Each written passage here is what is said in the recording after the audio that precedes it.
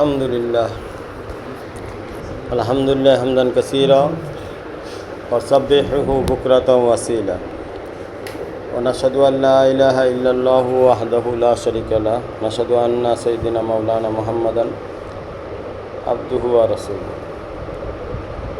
ওয়া ক্বালা আল্লাহু তাআলা ফি কালামিহিল মাজিদ আল ফুরকানিল হামিদ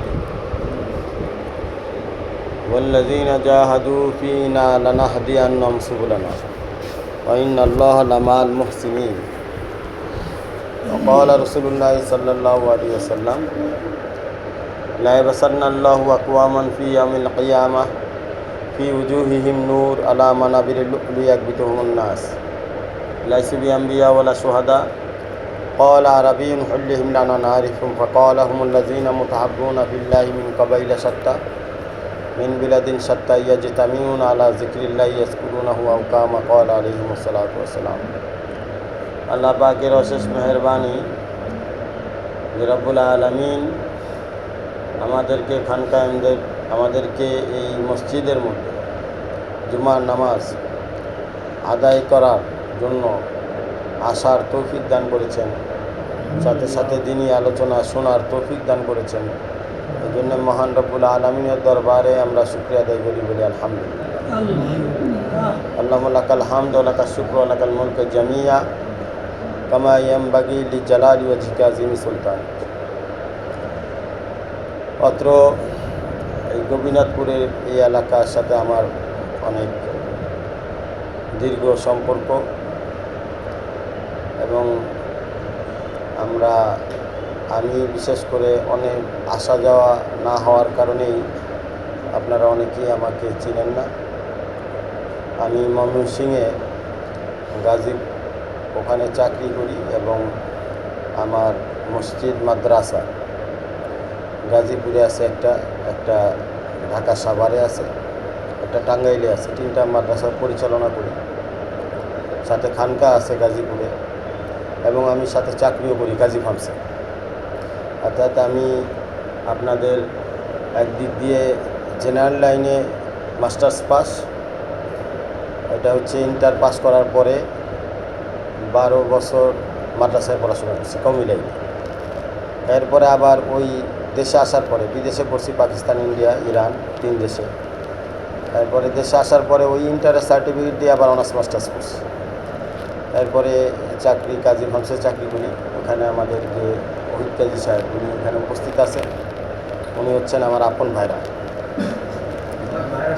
হ্যাঁ আমার আপন ভাইরা।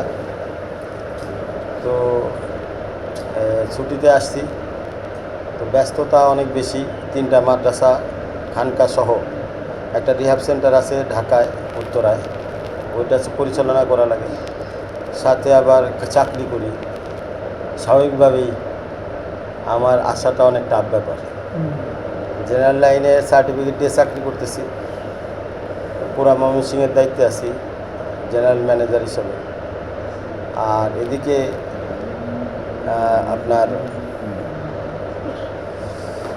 এদিকে আবার এই যে মাদ্রাসায় একটা পর্যন্ত পড়াশোনা যে করছি, এটার দিয়ে আবার মাদ্রাসা খানকাগুলি পরিচালনা করতেছি। তাও এটা ঢাকা বেস, ঢাকাতে, গাজীপুরে, টাঙ্গাইলে। ওই সাইডে আমার পরিচিতিটা একটু বেশি, যেহেতু ওখানে আমি মেহনত করি। এই সাইডে পরিচিতিটা কম, এদিকে আসা হয় না। চাকরির ফাঁকে ফাঁকে আসলে আসা সম্ভব না। এই ছুটিতে 10 দিন ছুটিতে আসছি, আপনাদের সাথে চিন্তা করলাম যে একটু সাক্ষাৎ করে আসি, সাক্ষাৎ করে আসি, দোয়া নিয়ে আসি। আপনাদের এলাকার সন্তান হিসাবে কাশিয়ানীতে আমার বাড়ি। আমার বাবার বাড়ি হচ্ছে দক্ষিণ মালা শিকদার বাড়ি, আব্দুল খালেক শিকদারের পোতা আমি। আর এদিকে আমরা আবার বাড়ি করছি কাশিয়ানীতে, কাশিয়ানী জাহানারা সেবা ক্লিনিকের সামনে আমাদের বাড়ি। তো যাই হোক, এর সংক্ষিপ্ত পরিচয় দেওয়া দরকার, কি বলেন? তা না হলে অনেক সময় অনেক কিছুতে বিভ্রান্তি তৈরি হয়। আল্লাহ তাআলা আমাদের সকলকে ভালো রাখুন, গোপীনাথপুরবাসীদেরকে ভালো রাখুন। এই মসজিদ আল্লাহ পাক 4-5 তলা করে দেখ, আমি দোয়া করি। এবং আপনাদের এই এলাকা আরও সুন্দর হোক। ওলামা একরাম, দিনদার, পরহেজগার, মুত্তাকি আল্লাহ তাআলার বান্দারা তৈরি হোক। আল্লাহ কারে কোন সময় কিভাবে কবুল করে এটা বলা যায় না। আমরা জীবিত আছি এটা আশ্চর্যের বিষয়, আর মারা যে যাব এটাই হলো বাস্তবতা। আসলে আমরা তো বলি যে মারা গেছে, পরিবার কান্নাকাটি করে মারা গেল, কিন্তু আসলে মারা যায় নাই। মারা গেলে তো আর নাম নিশানা থাকলো না। কোরআনে যেটা বর্ণিত, হাদিস দ্বারা যেটা বর্ণিত, মানুষ মারা যায় না, মানুষ ইন্তেকাল হয়। কি হয়? ইন্তেকাল, মুনতাকিল। এটার অর্থ হচ্ছে পরিবর্তন হওয়া, ট্রান্সফার হওয়া। যেমন চাকরিতে ট্রান্সফার হয় না, এক জায়গার থেকে এক এলাকার থেকে আরেক এলাকায় ট্রান্সফার হয়। আমি চাকরিতে শুরুতে ঠাকুরগাঁ গেছি, পরে পঞ্চগড়, তারপরে ঢাকা, তারপরে গাজীপুর, এখন ময়মনসিংহ। 5 বার ট্রান্সফার হয়েছি, 14 বছর চাকরি করতেছি গাজীগঞ্জে। তো ট্রান্সফার হয়, তাই না? তো মানুষের মৃত্যুটা হচ্ছে, এটা হাদিস দ্বারা ইন্তেকাল বোঝানো হয়েছে। এটা হচ্ছে আপনার এক জায়গার থেকে আরেক জায়গায় ট্রান্সফার হওয়া। রুহানি জগতে আমরা ছিলাম হচ্ছে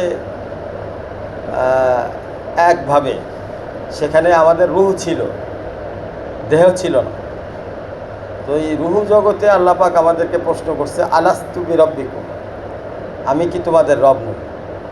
মানে প্রশ্ন করছে, আমি কি তোমাদের রব কি না?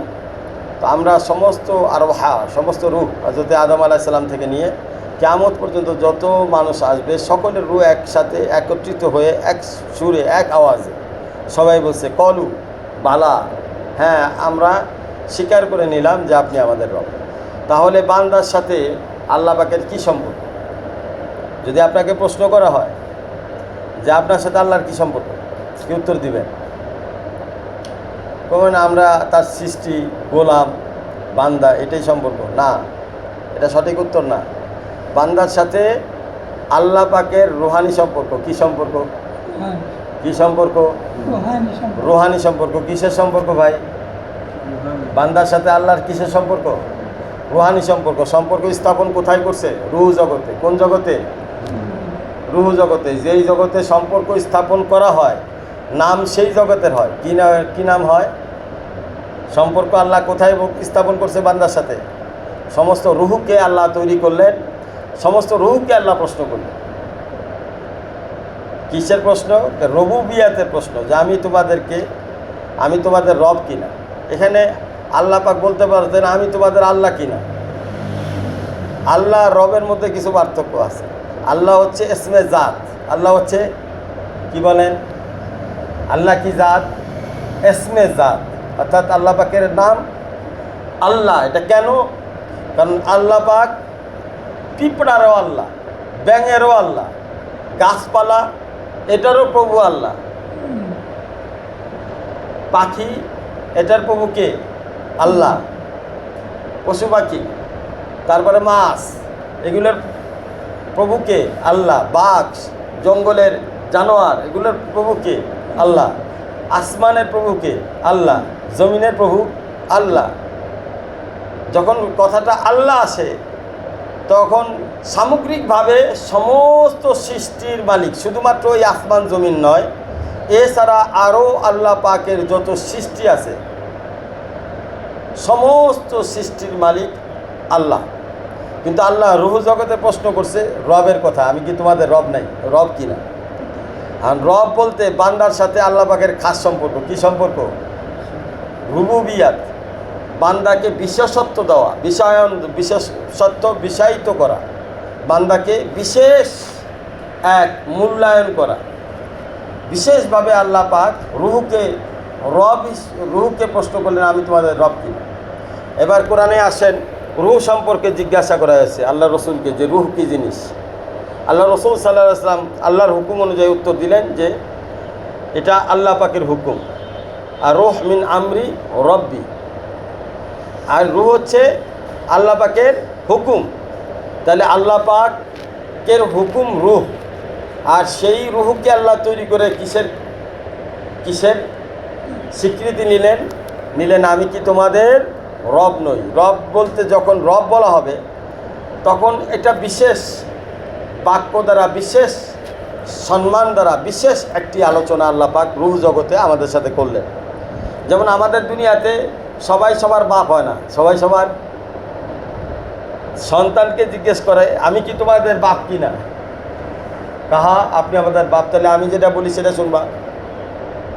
তাহলে ওই বাপই কারো চাচা, কারো নানা, কারো দাদা, কিন্তু সন্তানের কাছে কি বাপ। তার মানে কি সন্তানকে বিশেষ মর্যাদা দেওয়া। বাপ হওয়ার সূত্রে সন্তান কি পাইল? একটা বিশেষ মর্যাদা পাইল। বাপ হওয়ার কারণে কি কি সুবিধা? জমি কিনতে যান, বাপ লাগে না নাই? বাপের নাম লাগে। ভোটে যান, বাপ লাগে। বাপ ছাড়া কি পাবে ভোটের কি বলে ভোটের আইডি কার্ড তো পাবে না, পাবে কি?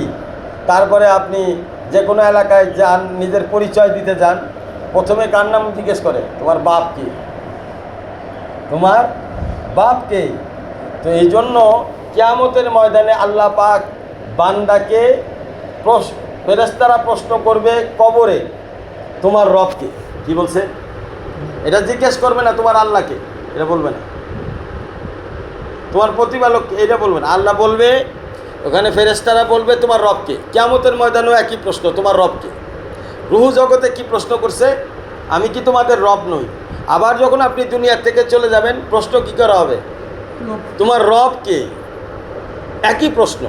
এখন আল্লাহ কিন্তু একজনই, রব ভিন্ন ভিন্ন হয়। রব কি হয়?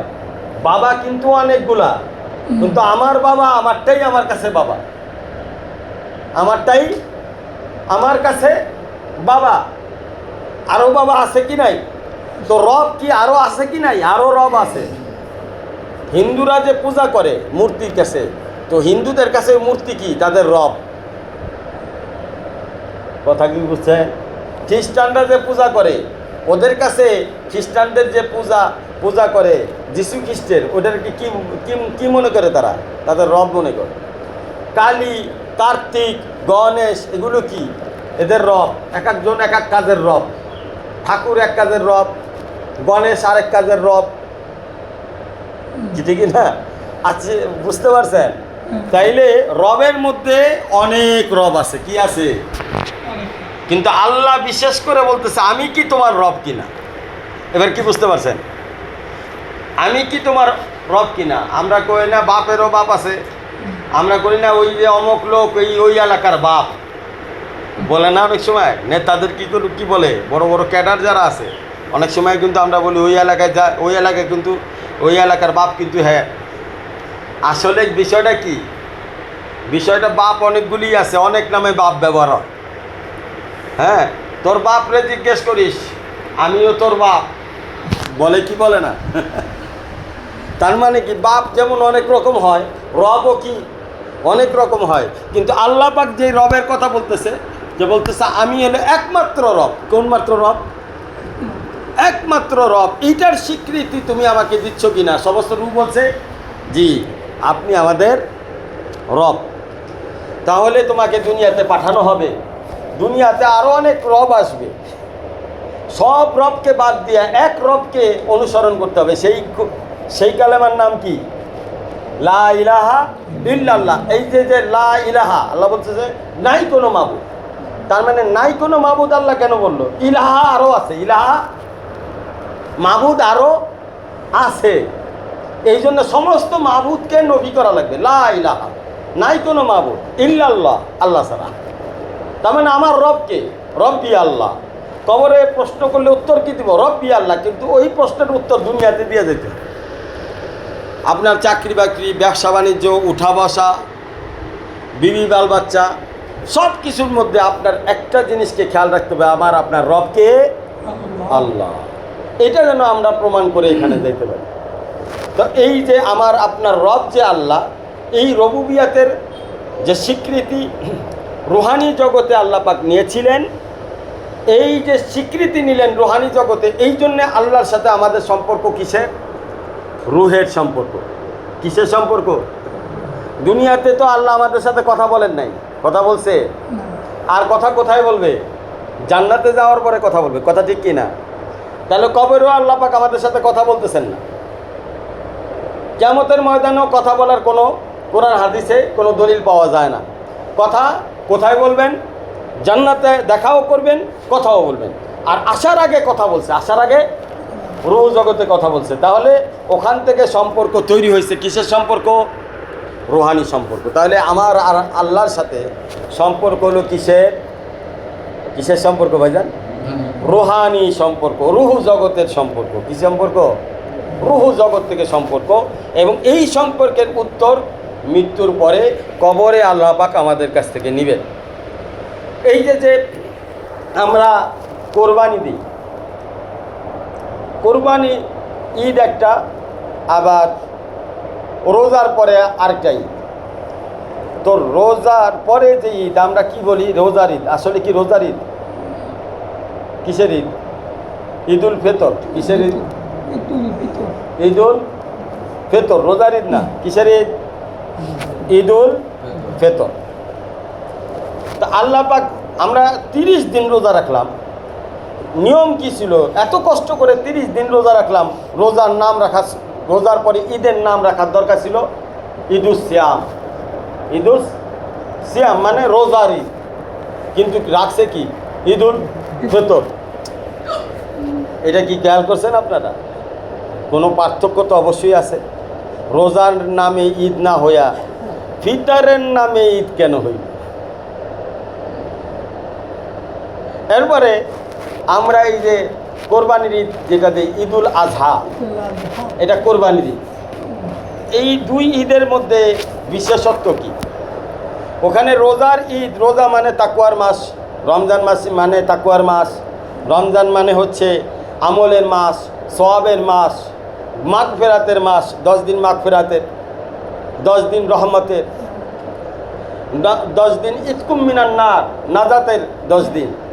তো এই যে রোজা আমরা রাখলাম, রোজার ঈদ হওয়ার কথা ছিল, রোজার ঈদ না হয়ে হইল ঈদুল ফিতর। আশ্চর্য বিষয় না? আসলে আশ্চর্য বিষয়। তো টাইম হয়ে গেছে, আর 1 মিনিট আছে। তো শেষ করব সংক্ষেপে। এই যে ঈদুল ফিতর আর ঈদুল আজহা, এটা ঈদুল ফিতর মানে আমরা ফিতরা দিই। তো ফিতরা দেওয়ার মাধ্যমে আল্লাহ পাক আমাদেরকে একটা সবক দিতেছে যে তোমরা তোমাদের আত্মীয় স্বজন, আপনজনের সাথে সম্পর্ক সুন্দর রাখবা।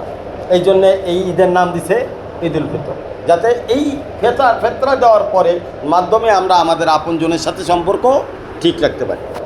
এবং ঈদুল আজহার মধ্যে কোরবানি 3 জনে করছে। মা করছে, ওনার নাম কি? হযরত বিবি হাজেরা আলাইহিস সালাতু ওয়াস সালাম। 2 নাম্বার কে করছে? বাবা করছে, নাম কি? হযরত ইব্রাহিম আলাইহিস সালাতু ওয়াস সালাম। শুধু কি ইসমাইল আলাইহিস সালামের বাবা না আমাদেরও বাবা? সমস্ত মুসলমানের বাবা সে। হুয়া সাম্মাকুম কুমুল মুসলিমিন, মুসলমান নাম উনি আমাদেরকে দিয়েছেন। এই জন্যে উনি আমাদের পিতা, নামের পিতা। নাম দেয় কে? বাবাই তো দেয়। আপনি নাম দেন না সন্তানরে? কি সেই হিসাবে ইব্রাহিম আলাইহিস সালাম আমাদের নাম রাখছে মুসলমান, মুসলিম, সেই জন্য উনি আমাদের পিতা। তো পিতা কোরবানি করছে, আবার হযরত ইব্রাহিম আলাইহিস সালাম কোরবানি করছে। 3 জন কোরবানির বরকতে আজকে ঈদুল আজহা পাইলাম। এটার দ্বারা কি বোঝানো হইতেছে? এটার দ্বারা হচ্ছে রক্তের সম্পর্ক। হযরত ইব্রাহিম আলাইহিস সালাম, বিবি হাজেরা এবং হযরত ইসমাইল আলাইহিস সালাম, এদের মধ্যে কিসের সম্পর্ক? রক্তের সম্পর্ক। আবার ইব্রাহিম নবী, ইসমাইল আলাইহিস সালাম নবী, দুজনের মধ্যে কিসের সম্পর্ক? আত্মার সম্পর্ক। আত্মার সম্পর্ক, রুহানি সম্পর্ক, আত্মার সম্পর্ক। এই সম্পর্কগুলো যদি আমরা আল্লাহর জন্যে, ওখানে তারা এই 3 জন আল্লাহর জন্য কোরবানি পেশ করছে। কার জন্য? কোরবানি পেশ করলে 2টা লাভ। কয়টা লাভ? 1 নম্বর হায়াতে বরকত হয়। কি হয়? রিজিকে বরকত হয়। কিসে বরকত হয়? রিজিকে বরকত হয়। ইব্রাহিম আলাইহিস সালাম কোরবানি দিছে, ওই কোরবানি কিয়ামত পর্যন্ত চলতেছে। তাহলে রিজিকে বরকত হইল কি না? 30,000-এর গরু বর্তমানে 1 লাখ টাকা, তাও কি কোরবানি বন্ধ হয়েছে? রিজিক বাড়তেছে কিনা? কিয়ামত পর্যন্ত। একটা কোরবানি করছে ইব্রাহিম আলাইহিস সালাম, ওর বরকতে কিয়ামত পর্যন্ত মানুষের রিজিক বাড়ছে। সবাই গরুর গোশত খাইতেছে। কার কারণে? ইব্রাহিম আলাইহিস সালামের কোরবানির কারণে। কোরবানি দিলে কি হয়? রিজিক বাড়ে। কেমন বাড়ে? কিয়ামত পর্যন্ত বাড়ে। 2, হায়াতে বরকত হয়। কি সে বরকত হয়? 3 জন কোরবানি করছে, ওনাদের হায়াত হয়তো 100 বছর, কারো 150 বছর, কথা ঠিক কি না? কিন্তু ওনাদের হায়াত কি আসলে 100 বছর? ওনাদের হায়াত কোন পর্যন্ত আল্লাহ নিয়ে গেছে বরকত দিয়া? কিয়ামত পর্যন্ত নিয়ে গেছে। কিয়ামত পর্যন্ত ইব্রাহিমের আলোচনা হইতেছে, ইসমাইল আলাইহিস সালামের আলোচনা হবে, বিবি হাজেরার আলোচনা হবে। কিসের বরকতে ভাই? কোরবানির বরকতে। তাহলে হাদিসে আল্লাহ রসুল বলছে, যারা কোরবানি করবে দিনের লাইনে, আমার জন্য আত্মীয়তা সম্পর্ক বজায় রাখবে, রুহানি সম্পর্ক বজায় রাখবে এবং আত্মার বন্ধনকে ঠিক রাখবে, আমি আল্লাহর জন্য সবাই যখন কোরবানি করবে তাহলে আমি তাদেরকে, আল্লাহ রসুল বলছে, 2টা নিয়ামত দেবে। কয়টা নিয়ামত? 1 নম্বর হায়াতে বরকত দান করবে, 2 নম্বর রিজিক বাড়ায় দিবে। আল্লাহ তাআলা আমাদেরকে আমল করার তৌফিক দান করেন। ওয়া আখির দাওয়ানা আলহামদুলিল্লাহি রাব্বিল আলামিন ওয়া সাল্লাল্লাহু আলা খায়রি খালকি মুহাম্মাদ ওয়া আলা আলিহি ওয়া সাহবিহি আজমাইন।